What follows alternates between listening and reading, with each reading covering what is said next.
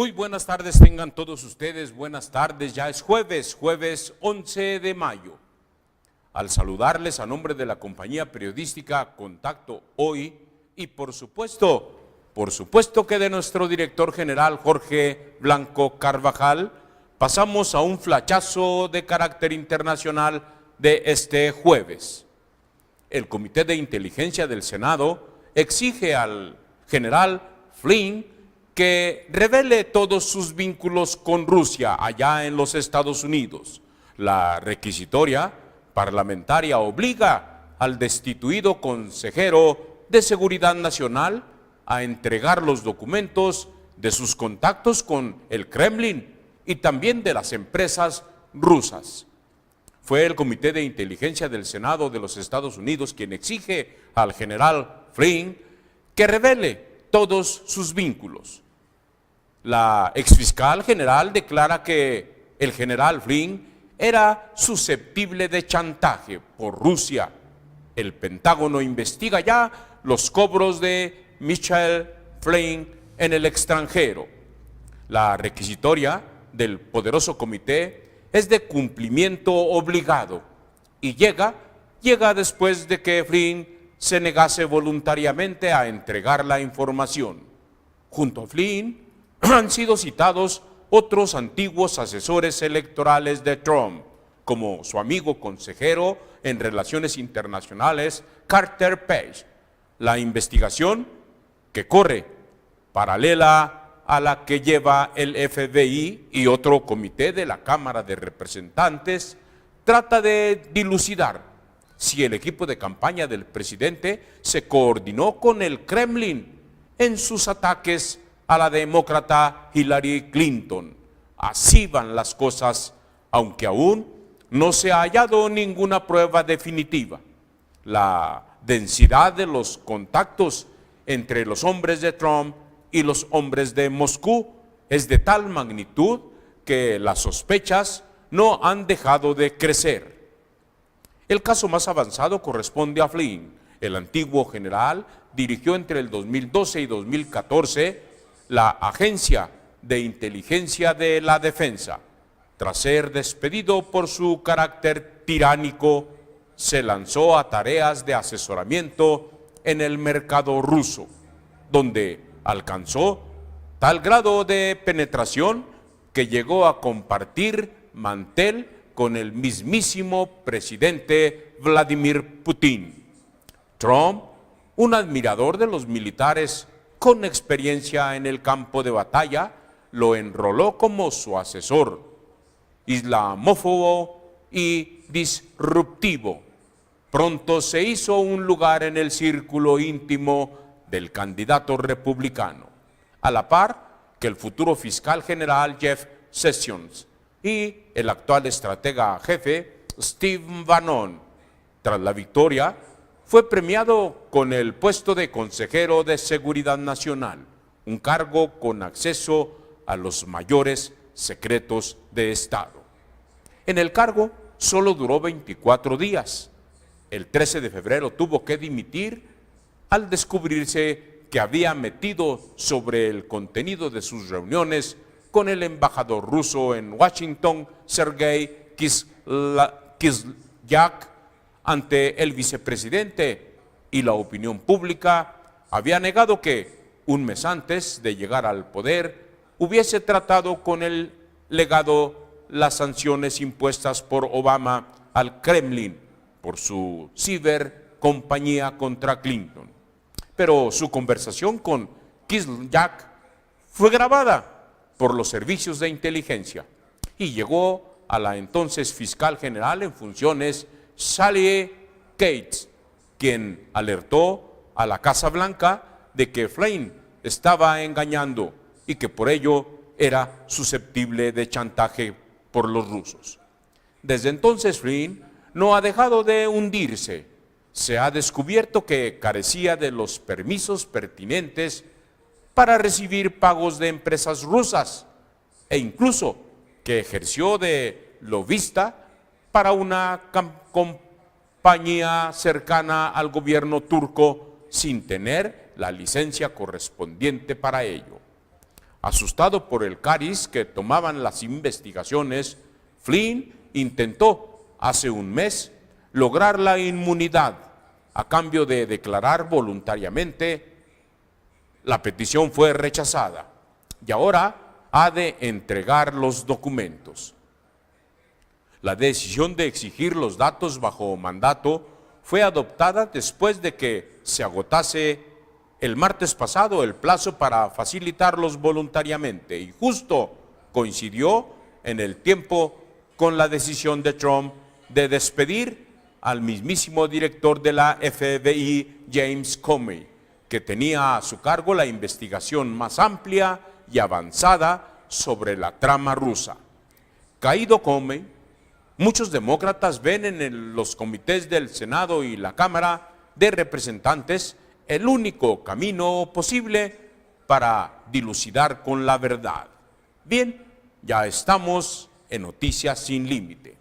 Les saludo a nombre de mis compañeros Jorge Blanco Barraza, de Edgar Arellano Blanco y de Hugo Burciaga, ellos los hacedores de Noticias Sin Límite. Hoy abordaremos el tema Argentina y México. Mayo es y será un mes de la memoria. Sí, las abuelas de Mayo de Argentina y el Palmarito de Puebla en México. Tendremos también lo que hoy ha sucedido en nuestra entidad, contando con la voz y la imagen que se registra a través de cámara y micrófono de Contacto Hoy. También tendremos los sucesos transformados en noticia por mis compañeros de la redacción de Contacto Hoy, cuya página web es y seguirá siendo la más visitada porque al instante del suceso ya está la noticia en esta nuestra área de comunicación, www.contactohoy.com.mx. Entremos al tema del día de hoy. Sí, Argentina y México ahora consideran a mayo que pudiera ser y es un mes de la memoria. Las abuelas de Mayo en Argentina y Palmarito de Puebla en México. Más que nunca, dicen allá, debemos tener memoria.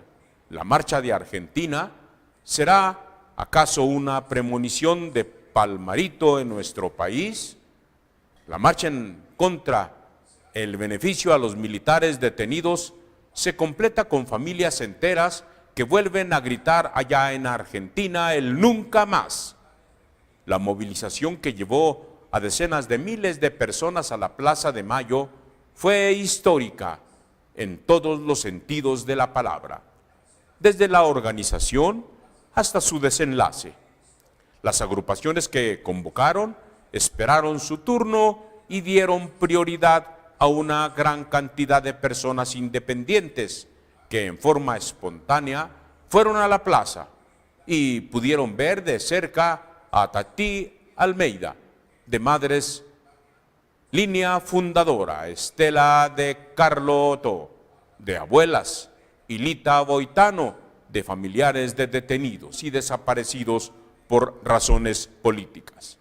Las oradoras en la multitud destacaban las familias y la gran cantidad de niños que participaron, ya sea andando junto con las cinturas de los grandes o en brazos y hombros de sus padres. Una de ellas fue Jimena Agarri, una estudiante de comunicación de 29 años que sostiene a su hija Olivia. La niña permanece ajena a todo y despliega, para quien la mire, el simple tentador espectáculo que dan los bebés cuando están por dormirse. Dicen, muchos de nosotros nos convocamos por una gran indignación y con el sentimiento de que, más que nunca, debemos tener memoria, para que no vuelva a ocurrir y para poder transmitirle a las próximas generaciones, como a mi hija, a la que tengo en mis brazos, que esto no puede volver a ocurrir en nuestro país. Así lo dicen en Argentina, porque somos modelo de derechos humanos en el mundo. Y no puede ser que el gobierno que tenemos venga a echar por la borda a los años de lucha de la sociedad toda. Así opinó una de las mujeres Muchas personas llevaban andando a sus cuellos un pañuelo blanco, similar al que usan las madres, en lo que significó otra innovación. El pañuelo es de las madres. No todas estamos de acuerdo en que se utilice indiscriminadamente, decía una nota aclaratoria difundida por Madres Línea Fundadora, para aclarar que la licencia era por única vez. Luego de una pequeña polémica que se levantó al respecto, Paula Fuentes, otra mujer, pagó 30 pesos, casi $2, para comprar un metro de tela que le vendieron de una cortina mal cortada. Fue la heroína de su barrio, Becar, y de unos pocos vecinos que se acercaron a la plaza en una vieja vagoneta, luego utilizada de platea. Dijo: en mi trabajo dejaron salir a todos a las 5 para que podamos venir a la marcha. Entonces hice pañuelos para quien quisiera, incluso para mis propios compañeros de la oficina que no pensaban venir. Me gustó mucho que en la convocatoria hayan aclarado que no caigamos en provocaciones, porque en las últimas manifestaciones hubo muchas, así lo expresó la joven en esta última marcha. Fernando Cerega es un salteño de trabajo en Buenos Aires, por eso fue solo, fue uno de los que votó a Macri y se aceró porque lo asustó este lamentable dictamen de la Corte. Me parece falto de moral, de conciencia y de lectura de la realidad, y más allá de la bandería política, no hay ni un argentino dispuesto a olvidar ni retroceder lo que 35 años de lucha ha costado. La verdad que apenas al llegar y ver la politización, dio la sensación de que nadie entiende nada, o bien entienden demasiado de política e intentan con esto lograr desprestigio, o bien señalar como prodictadura al gobierno actual. La convocatoria intentó esquivar las banderas políticas, sin embargo estuvo muy cargada de rechazo al gobierno de Mauricio Macri, uno de los más apuntados por los presentes. Los otros fueron Elena Hickton de Nolasco, Carlos Rosenkraus y Horacio Rosati, los jueces del máximo tribunal que firmaron el beneficio para los militares y por supuesto los militares que aún cumplen condena, en particular Alfredo Astiz, Christian von Werich y Miguel Etchekolotz, quienes ya han pedido el beneficio del 2x1. De todas formas, se vio una amplia apertura del espectro político que tuvo lugar tanto para el colectivo Espacio de Memoria, Verdad y Justicia, como la CGT, las dos CTA. Estas organizaciones sociales y vecinales, centro de estudiantes y partidos de izquierda, entre muchos otros. Dijo: ¿se verá esto en vuestro país después de Palmaritos en Puebla? Adrián Caballero llevó a sus hijos, Tobías y Micaela. Me convoca a la lucha de las abuelas, porque en mi niñez me hablaron mucho de esto, y es algo que me pega muy fuerte. Traigo a mis hijos porque quiero que ellos también se unan en este sentimiento. Los desaparecidos para los argentinos son un tema trascendental, y esto del 2x1 parece una verdadera provocación, señaló uno de los hombres. Tendrían que sacarlo y tratar de ayudar a las abuelas, prestar atención. Me gusta venir a las marchas. Hay muchos chicos como yo y espero seguir viniendo, o en verdad espero que no, para que cambien las cosas, opinó un niño de 12 años. Los argentinos pues reconocen a los militares por nombre, apellido y señas particulares. Para los grandes son asesinos. Para los más chicos, el villano de la historieta, repiten a gritos cada vez más conmovedora las consignas solamente de nunca más. Y 30,000 desaparecidos por ellos están presentes ahora y siempre. Que llegue la memoria en nuestro país y que no se pierda. Se cree que ya es bastante para decir basta. Por eso mayo es y será un mes de la memoria para Argentina y quizás se convierta también en la memoria para México. Abuelas de Mayo en Argentina y Palmarito de Puebla en México. Nosotros ya veremos, ya diremos. Vamos a un espacio de contacto hoy. Al regresar, la voz y la imagen de quienes hacen la historia en Durango. Siga usted con nosotros.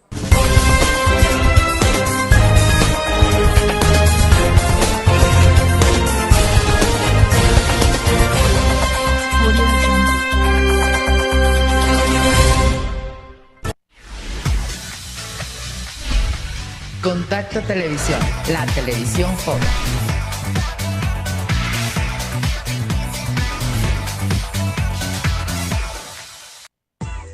Para evitar caídas te recomendamos mantener el suelo libre de objetos, juguetes o cables atravesados. Evitar pasar por superficies resbalosas. Colocar topes o algún sistema de bloqueo en puertas, balcones o ventanas para evitar que los niños las abran. Fijar muebles o estantería en la pared.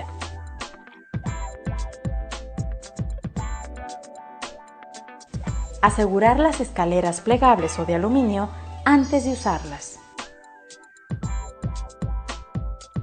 Evitar que los niños se suban a los muebles, a los árboles o a las bardas. Y tapar tinacos, cisternas, tinas o recipientes con agua donde los niños se puedan caer. Protegerte a ti y a los tuyos de caídas es una tarea diaria que requiere de toda tu atención. En el IMSS, cuidamos de tu salud. Chécate, es el primer paso. Mídete, bájale a las grasas, al azúcar y a la sal. Muévete, haz ejercicio.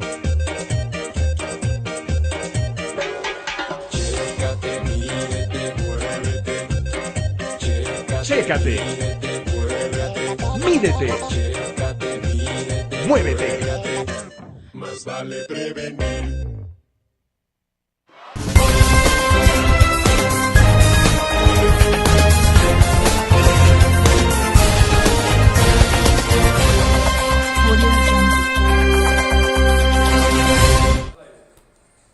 Gracias por continuar con nosotros. Estamos en Noticias Sin Límite. Y es momento de presentar a usted a quienes hacen la historia en Durango. Gracias a cámara y micrófono de contacto hoy, a usted que nos permite la entrevista. En primer término tendremos la oportunidad de ver y escuchar a Alejandro de la Peña. Él, en su calidad de presidente de la CANIRAC, nos habla sobre el 10 de mayo. ¿Cómo nos fue? Él tiene una respuesta. Véalo. Escúchelo usted. La verdad es que el 10 de mayo para la cuestión restaurantera siempre ha sido un pico de los más altos que existen en el año y el día de ayer no fue la excepción, ¿no? Es el tercer pico más alto que tenemos en lo que va del año en cuestión a ventas, pero siendo francos, a comparación del año pasado, estamos un poquito abajo de lo que se fueron las ventas el año pasado, ¿no? Es un gran día para el sector, ya que estuvieron los restaurantes a un 95% de los restaurantes estuvieron llenos, ¿no? Al total, inclusive con lista de espera algunos de ellos.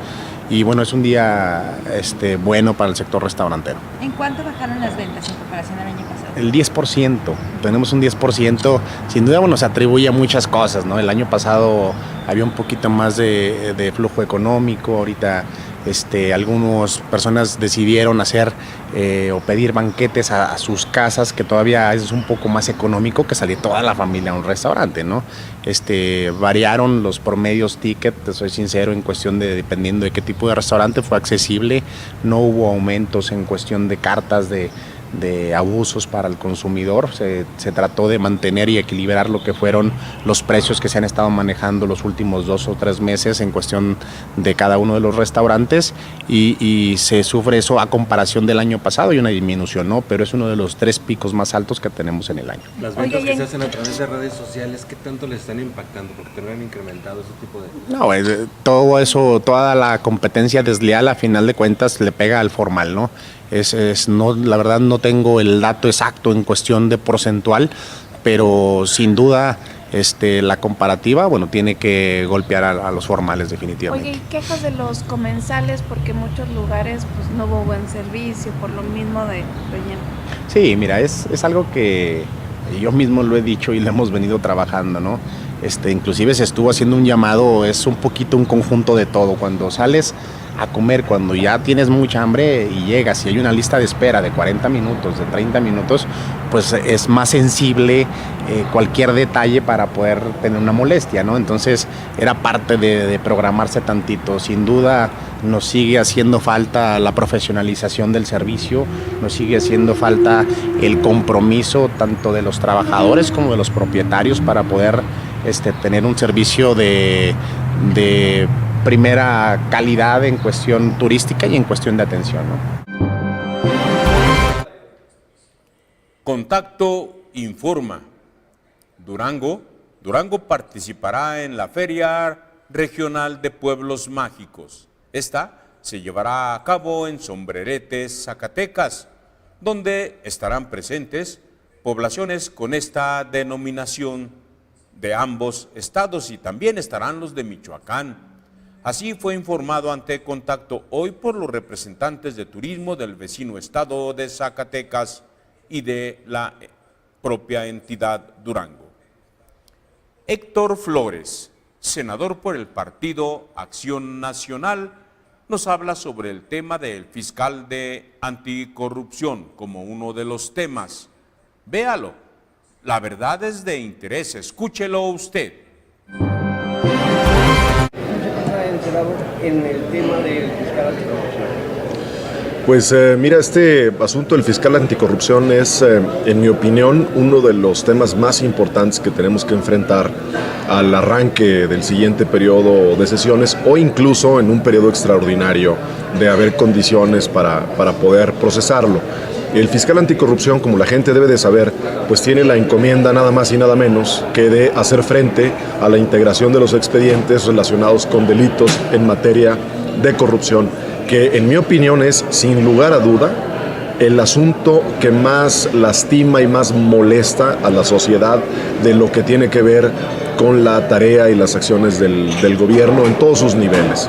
El fiscal anticorrupción ha venido retrasándose en su nombramiento y en su designación, fundamentalmente porque no hemos encontrado, los diferentes grupos parlamentarios, no hemos encontrado la forma de ponernos de acuerdo y nombrar de una vez por todas a un fiscal que pueda hacer frente a este tema. Y la gente, en este sentido, también tiene que saber que si no nos hemos puesto de acuerdo, es fundamentalmente porque pensamos, una parte del Senado de la República, compuesta principalmente por el PAN y por el PRD, que en este tema no debemos de dar pasos sin rumbo o pasos débiles. Tenemos que ser muy concretos y muy contundentes en la designación. Entonces, nosotros, PAN, PRD, fundamentalmente, y una parte del PT ahora, lo que hemos propuesto al gobierno federal y al grupo parlamentario del PRI es que este nombramiento se dé de manera transparente, con base en perfiles sólidos, con experiencia probada, de gente que tenga no solamente capacidad técnica, sino que tenga independencia de criterio, que pueda llegar a hacer esa función con toda la profundidad y con toda la seriedad que se requiere. Y la otra parte que también nos ha detenido es que nosotros le hemos pedido al gobierno y al PRI que nos permitan legislar de manera que este fiscal tenga un marco jurídico que le permita llevar a cabo su función. Es decir, que no llegue a esa posición únicamente a ocupar una silla o únicamente a tratar con buenas intenciones de resolver algunos problemas, pero que los mecanismos jurídicos no se lo permitan. Y este es un asunto muy serio, porque hoy en día el fiscal anticorrupción depende jerárquicamente y depende operativamente del Procurador General de la República. Y hay que decirlo, esto no puede quedarse así.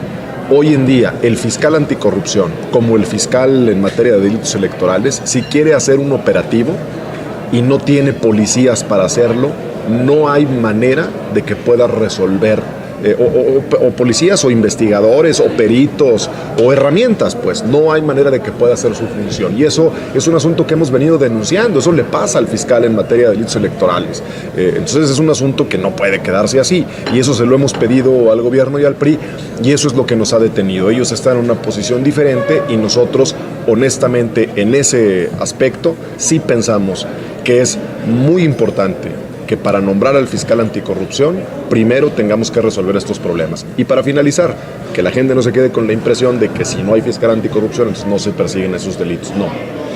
Hoy los delitos los persigue la Procuraduría General de la República y es responsabilidad del Procurador General de la República darle respuesta a la sociedad sobre esos delitos. Por supuesto que ahí están, son perseguibles, son integrables los expedientes, pero si lo que quieren es que nombremos a una persona para que él se deslinde y se lave las manos y diga, pues ya hay alguien que se haga responsable, nosotros no lo vamos a permitir, a menos de que esa persona cuente con las herramientas suficientes y obviamente ese puesto recaiga en el perfil idóneo. Contacto informa.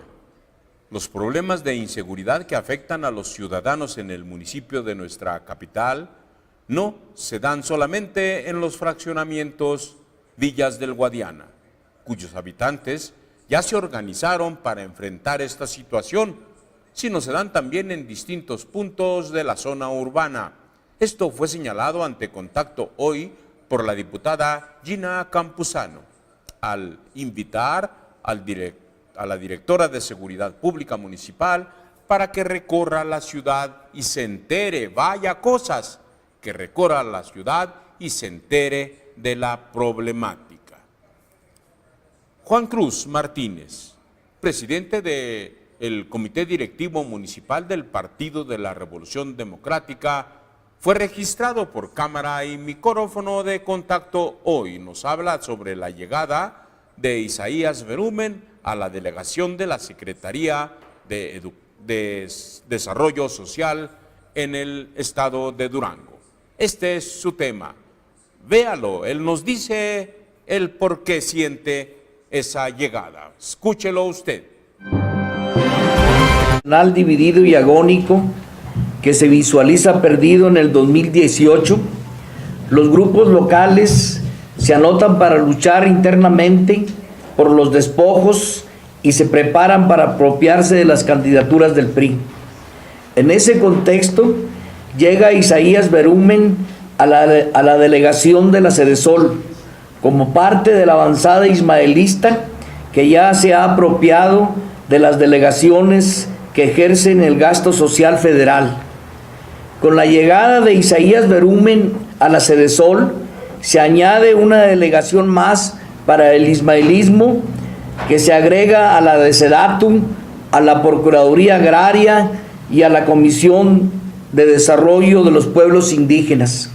Es obvio que estos espacios los ocupan con un objetivo estrictamente electoral, porque buscan recuperar la gobernatura para el grupo de Ismael Hernández de Heras.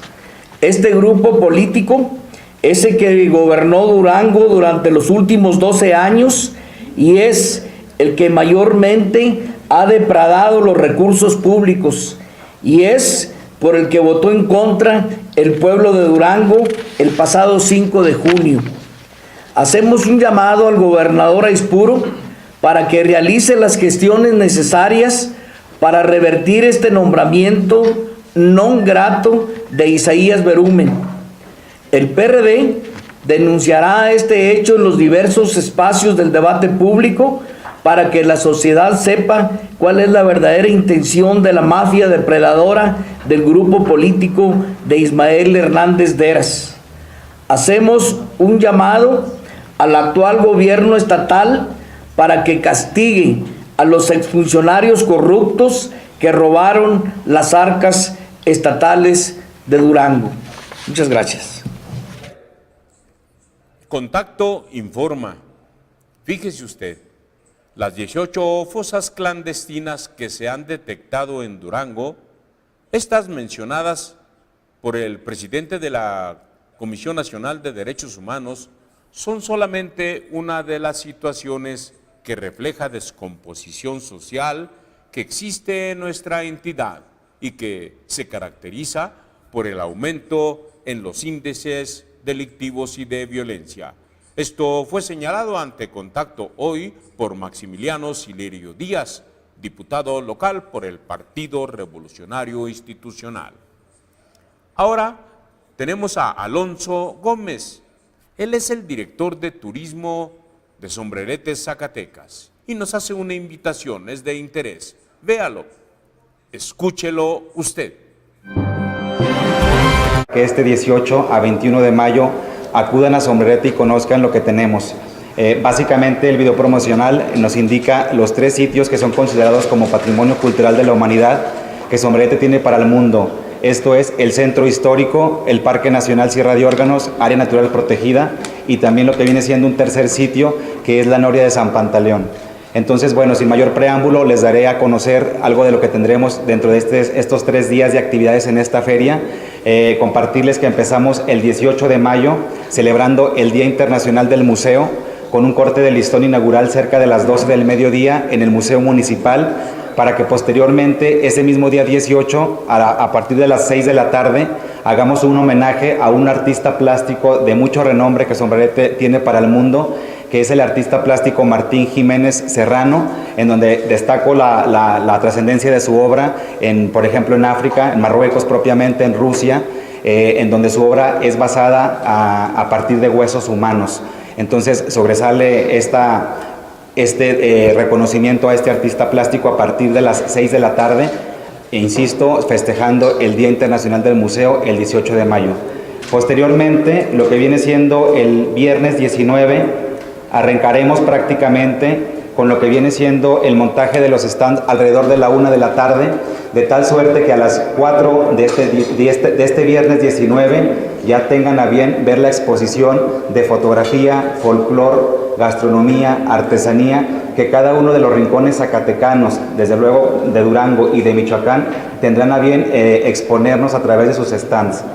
Tendremos un protocolo de lo que viene siendo la inauguración como tal del evento a partir de las 5 de la tarde en el Centro Histórico de Sombrerete, en donde habremos de conjuntar a las autoridades de estos municipios, de estos pueblos, para que le hagan el corte inaugural de la feria. Este día en particular es el día de Sombrerete como pueblo mágico, de tal suerte que en el transcurso de la tarde tengamos a bien en el Foro Cultural presentarles varias de las muestras artísticas que Sombrerete tiene para el mundo, propiamente en norteño, en tamborazo, en folclor, en artesanía, en poesía, en música vernácula. Y entonces de esta manera podremos concluir aproximadamente a las 10 de la noche de este viernes 19 con lo que viene siendo una verbena popular, abierta al público en general. Posteriormente, el sábado 20, estaremos reanudando la exhibición de los stands a partir de las 10:30 de la mañana, para que en lo inmediato tengamos diferentes intervenciones ya programadas con hora de los diferentes pueblos que nos acompañan. Por citarles algún ejemplo, a las 11:30 del mediodía de la mañana estará actuando el pueblo mágico de Pinos, con por ahí una danza, lo que viene siendo Jerez aproximadamente a las 12, Nochistlán, pueblo mágico de Zacatecas, también a las 12:30, a la 1 de la tarde la banda sinfónica del Teúl, y posteriormente en la tarde estaremos haciendo la presencia de lo que viene siendo algo del folclor del estado de Michoacán. Contacto informa. Después de un detallado análisis y de escuchar las opiniones de la sociedad, se aprobó de manera unánime el dictamen que contiene la ley del sistema local anticorrupción en el estado de Durango, que constituye la ley general sobre las acciones para combatir este problema. Así fue informado por el diputado Luis Enrique Benítez ante Contacto Hoy, al manifestar que se cumplirá con el plazo que marca la ley para la operación de este sistema precisamente en el mes de julio.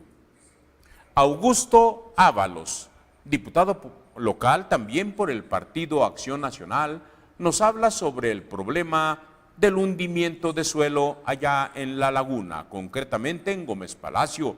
Véalo, escúchelo usted. Sí, cómo no. Bueno, hoy por hoy ese socavón que existió en la colonia Bellavista, no se tiene un peritaje a fondo de cuál es la razón. Yo sí soy una persona que tendremos que ser muy precavidos en las razones de este tipo de problema. ¿Por qué razón?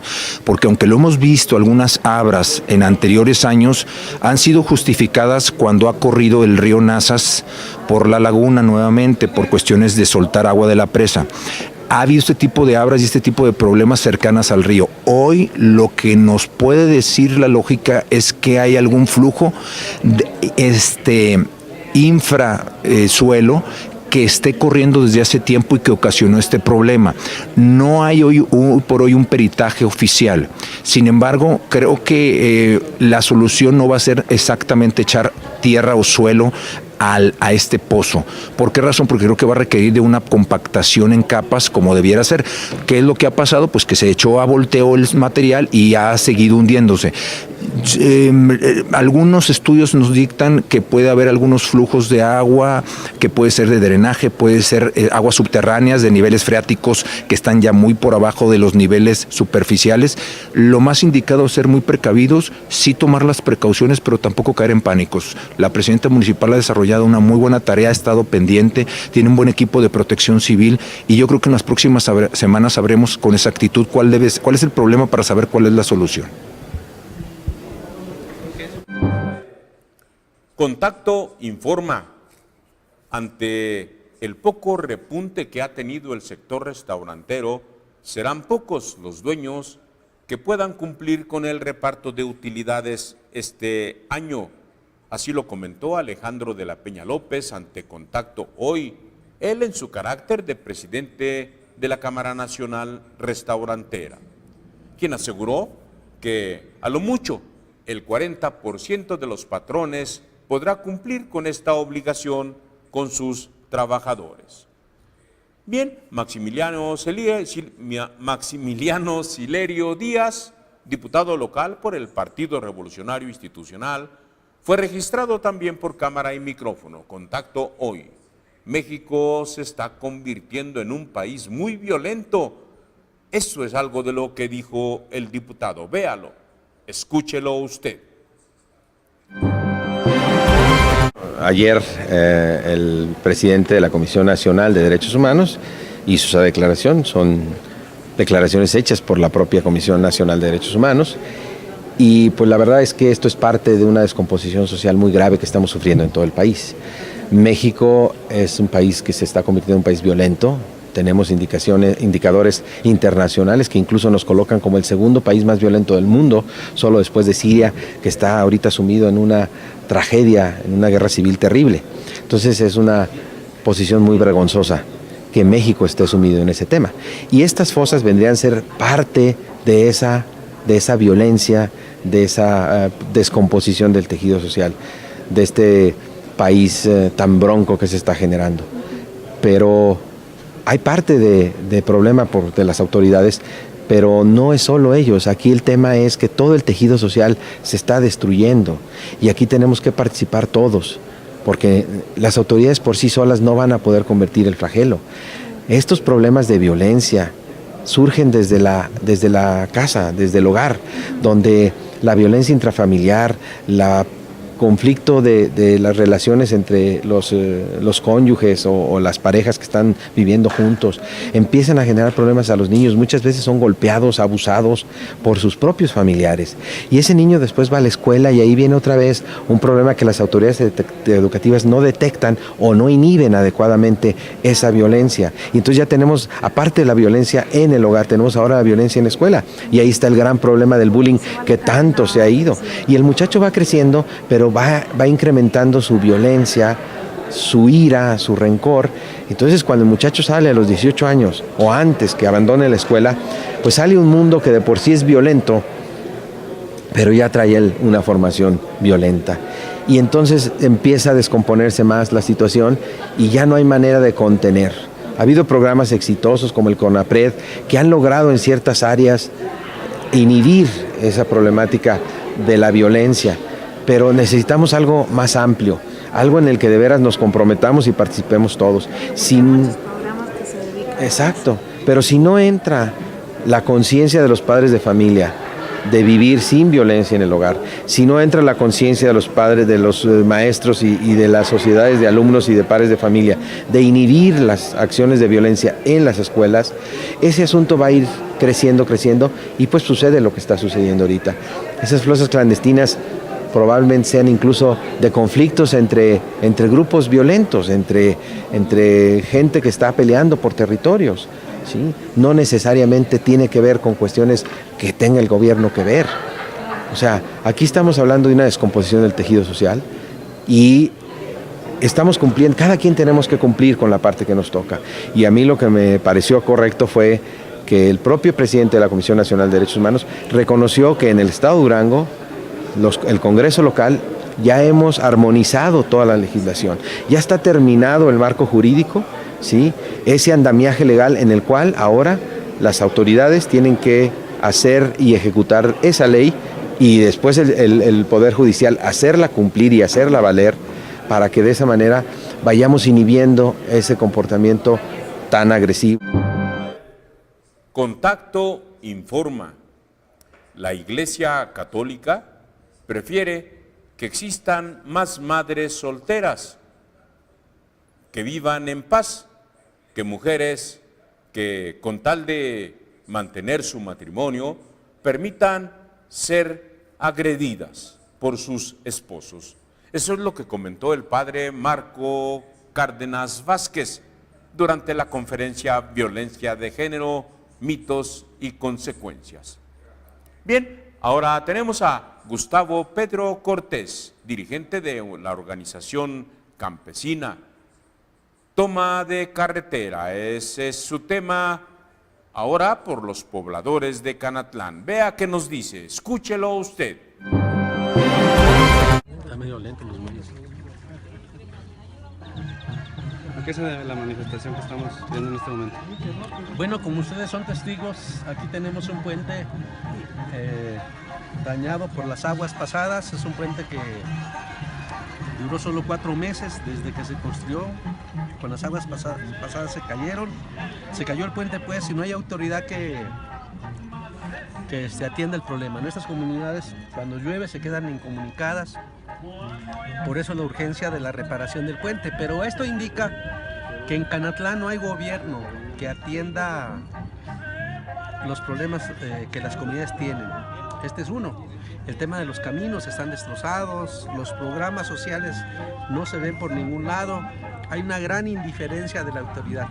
La gente votó en este proceso pasado contra el PRI, pensando que otro gobierno ayudaría a resolver los problemas, pero hasta hoy no ha habido esa circunstancia. Nosotros estamos esperando que el gobierno del estado intervenga para establecer una mesa y que sea la mesa la que le dé respuesta a las demandas. ¿Ya hay algún acercamiento con el gobierno? Pues hemos estado en comunicación buscando a la gente de la Secretaría General del Gobierno. Me dicen que vienen para acá, pero eso dijeron desde las 10 de la mañana. ¿Qué medidas más van a tomar aparte del bloqueo paulatino? Porque no está totalmente... Así es, vamos a esperar, porque si creen que nos van a cansar, aquí no nos van a cansar. Contacto informa.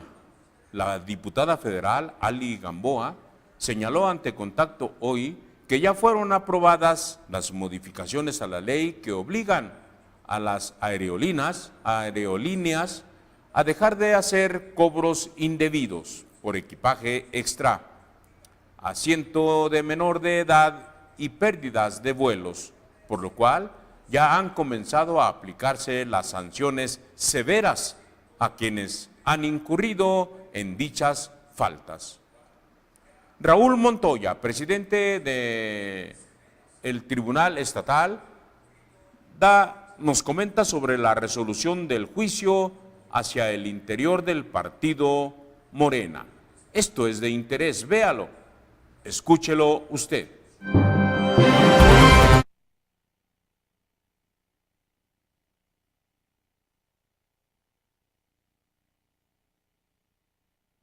Resolvieron dos controversias, una de un juicio electoral promovido por el partido político Morena en contra de diversos oficios emitidos, tres de ellos por parte del secretario ejecutivo del Instituto Electoral y de Participación Ciudadana y uno de ellos por parte de la Unidad Técnica de Fiscalización del Instituto Nacional Electoral.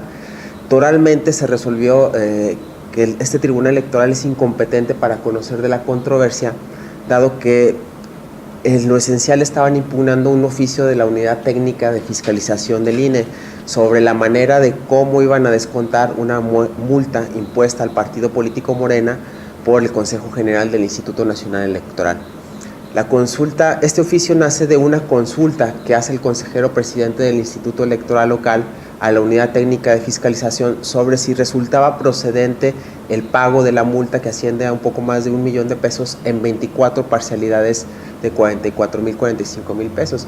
Entonces el director de la Unidad Técnica de Fiscalización le dice que no resulta procedente esta manera de hacer el pago de la multa y consecuentemente le ordena al Instituto Electoral y de Participación Ciudadana proceda al descuento, pero que no sea mayor ni menor al 50% de las administraciones que recibe el partido político Morena.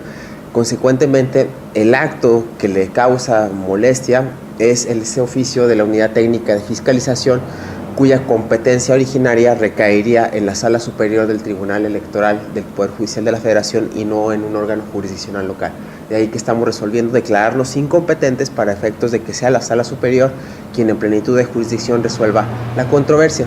Y en otro medio de impugnación estamos resolviendo un juicio laboral electoral promovido por una exauxiliar jurídica del Instituto Electoral. Se trata de la ciudadana Diana Victoria Hernández Carrera, promovió esta controversia, pero finalmente presentó un escrito de desistimiento, el cual fue ratificado ante fedatario público, ante lo cual nosotros tuvimos que sobreseer la controversia. Contacto informa, pese a que la cantidad de incendios forestales registrados en nuestro estado ha sido menor en lo que va del año en comparación con el mismo periodo del 2016, la superficie dañada por los siniestros es mayor, hasta en un 40%. Esto es según la información recogida y que proporciona la delegación de la Comisión Nacional Forestal, la CONAFOR. Enrique Benítez, diputado local por el Partido Revolucionario Institucional, también fue registrado por cámara y micrófono de Contacto Hoy. Nos habla sobre, se expide por consenso y unanimidad la ley que crea el sistema anticorrupción. Él lo dice, pero lo dice a su manera. Véalo, escúchelo usted. De gran trascendencia, quizás sea el legado más importante que esta legislatura deje a Durango. Después de haber hecho la reforma constitucional, procedemos hoy a expedir por consenso y con la unanimidad de todas las fuerzas y partidos políticos y con la participación de la sociedad civil, la ley que crea el sistema local anticorrupción en el estado de Durango. Es la ley anticorrupción. ¿De qué trata? De quiénes y cómo van a ser los órganos, entes, comisiones, comités, coordinaciones que se van a hacer cargo de combatir la corrupción, de prevenirla, de inhibirla, de emitir recomendaciones, de solicitar información a cualquier servidor público y de proceder en caso de que haya actos de corrupción. Y esta ley lo que busca justamente es que sea un comité de un comité de selección, el que elija a su vez a un consejo de participación ciudadana y que sean los ciudadanos de la sociedad los que junto con las autoridades, llámese el titular de la entidad de Auditoría Superior del Estado, la Secretaría de Contraloría, el Consejo de la Judicatura, el fiscal especializado en combate a la corrupción, que sean estos ciudadanos de la sociedad civil y estas autoridades juntos los que formen el sistema y se pongan a trabajar para que haya rendición de cuentas, para que no haya corrupción y para que si la hay se pueda sancionar con penas y con sanciones severas. Eso es lo que hoy estamos haciendo, es el primer paso, es la ley paraguas, es la ley general, la ley que va a abarcar todo. De aquí vamos a ir haciendo las leyes ya particulares, Código Penal, Ley de Responsabilidades de los Servidores Públicos, Ley de Responsabilidades Administrativas, Ley Orgánica de la Fiscalía Especializada en Combate a la Corrupción y algunas otras más en las próximas semanas. Pero estimamos que antes del 31 de mayo, que termine este periodo de sesiones, habremos ya de haber elegido, previa convocatoria que se lanzará la semana que viene, al comité de selección. Luego el comité de selección va a elegir al Consejo de Participación Ciudadana. Fíjense qué curioso, vamos a elegir o a escoger ciudadanos para que esos ciudadanos escojan a otros ciudadanos. Ese es el proceso que vamos a hacer. Y el 17... Contacto informa.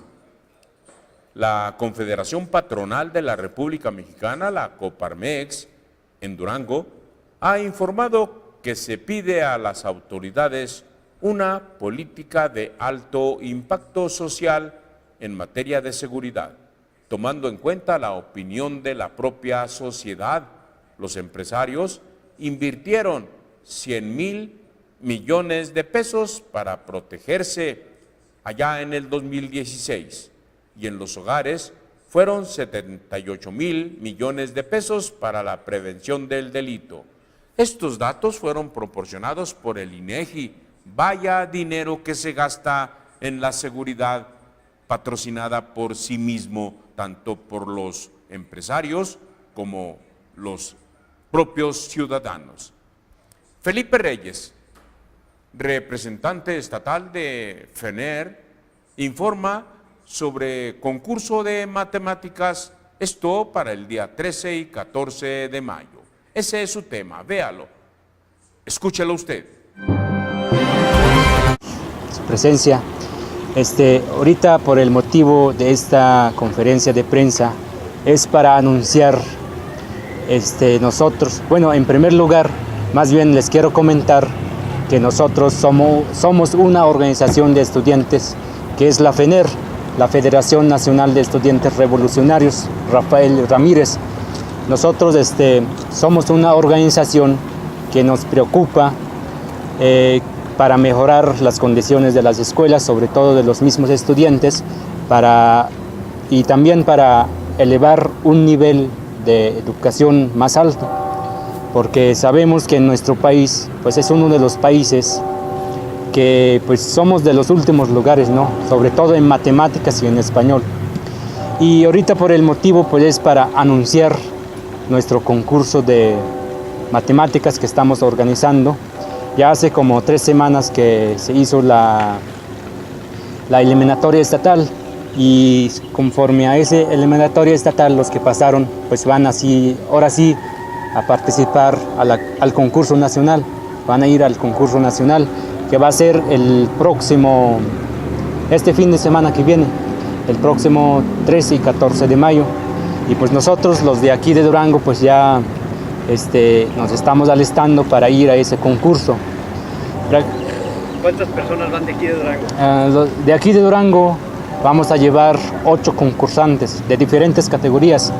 2 son de secundaria, 3 de prepa y 2 de universitarios, y los demás van a ir maestros que también van a ir a concursar. Contacto informa. Jaime Mijares, presidente del Consejo Coordinador Empresarial, manifestó ante Contacto hoy que según los indicadores nacionales marcan un crecimiento económico en el primer cuatrimestre, pero no son suficientes para activar la economía en Durango, pues tiene que sentirse en la gente que hay en esos recursos.